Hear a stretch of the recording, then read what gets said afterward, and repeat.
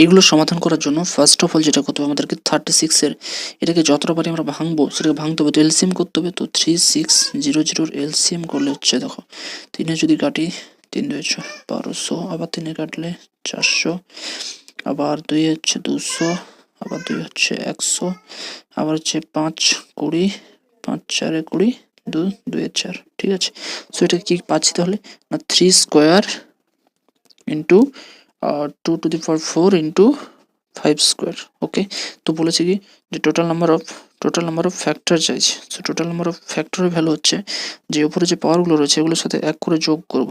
এই যে 2 2 1, আবার এর সাথে 4 1, আবার এর সাথে 2 1, এগুলোকে আবার গুণ হয়ে যাবে, মানে 3 5 2 1 3, এবার এগুলোর গুণ হয়ে যাবে, মানে এই যে 3-এর সঙ্গে 5-এর গুণ, 5-এর সঙ্গে 3-এর গুণ, 3 5 15, 15 3 45। So the total number of factors, total যে ফ্যাক্টর আছে কতগুলো